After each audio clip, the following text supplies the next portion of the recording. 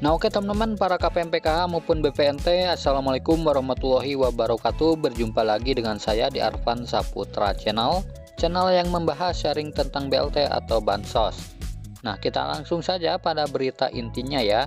Jadi perlu diketahui untuk para KPM PKH maupun BPNT semuanya, dimanapun kalian berada, di sini saya ingin memberikan informasi ya, bahwasanya untuk para KPM semuanya harus tetap bersabar karena bantuan sosial saat ini di tahun 2023 sifatnya itu ketat dan dinamis. Jadi tidak ada jaminan akan cair selamanya. Nah, bahkan jika tahap kemarin di tahap keempat sudah cair, belum tentu di pencairan PKH tahap pertama ini bisa cair lagi. Nah, jadi siapapun bagi KPM PKH maupun BPNT, baik KPM lama maupun KPM baru, semua itu tidak bisa menjamin selamanya cair ya.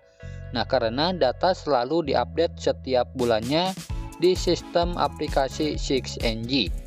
Nah dan untuk mengetahui apakah kalian bisa cair atau tidaknya, kalian bisa langsung cek ke pendamping PKH masing-masing ya, apakah namanya masih terdaftar sebagai penerima atau tidak, kemudian datanya bermasalah atau tidak.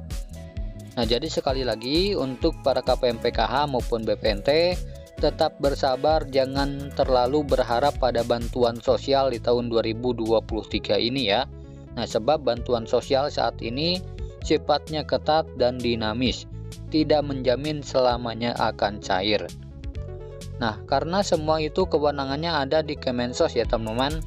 Nah akan tetapi menurut peraturan serta aturan yang ada tentang bantuan sosial, bahwasanya setiap bantuan sosial itu ada target serta kuotanya ya.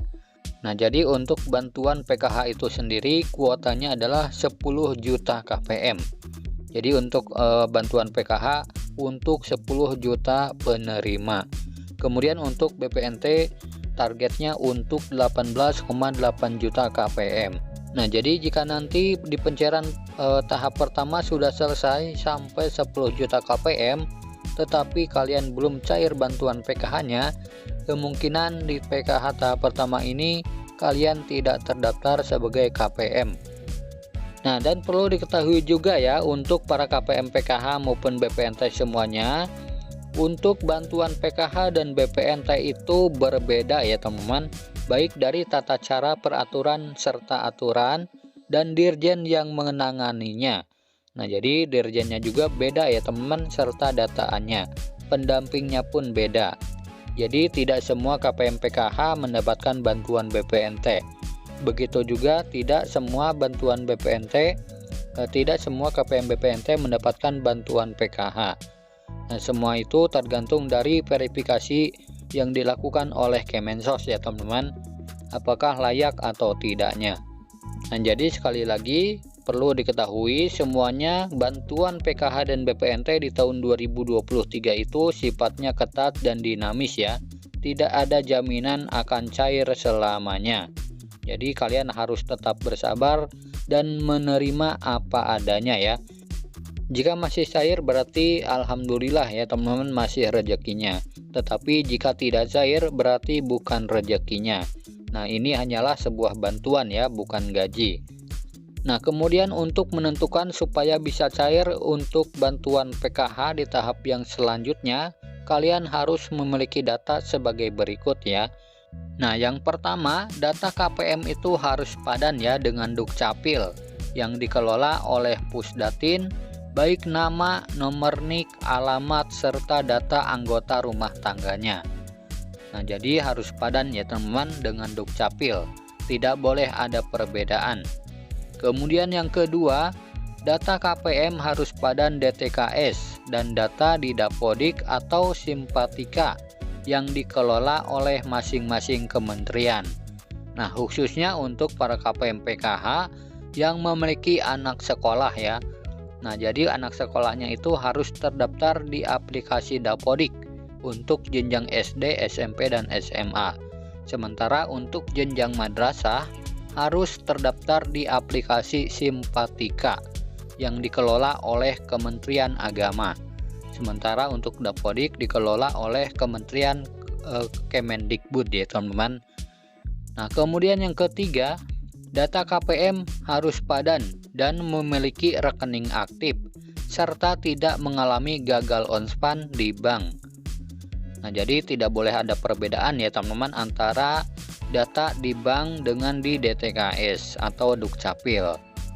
Kemudian yang keempat, data KPM yang namanya di SK-kan oleh Kementerian Sosial Republik Indonesia. Nah, untuk menentukan bisa cair di tahap yang selanjutnya, kalian itu namanya harus terdaftar di SK yang dikeluarkan oleh Kemensos.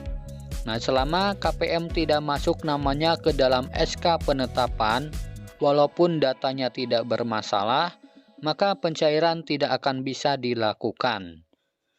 Nah, jadi perlu diketahui juga ya, bahwasanya selain data harus padan, nama kalian juga harus masuk ke dalam SK data bayar. Nah, selama nama kalian belum masuk ke dalam SK data bayar tersebut, dipastikan belum bisa cair ya, walaupun datanya sudah padan. Nah, itulah 4 syarat pokok yang bisa menjamin bantuan PKH akan cair di tahap yang selanjutnya ya. Nah, jadi sekali lagi perlu diketahui bahwasanya menurut saya pribadi jangan terlalu berharap pada bantuan sosial di tahun 2023 ini karena sifatnya ketat dan dinamis. Tidak ada yang menjamin akan cair selamanya. Nah, itulah informasi PKH dan BPNT hari ini.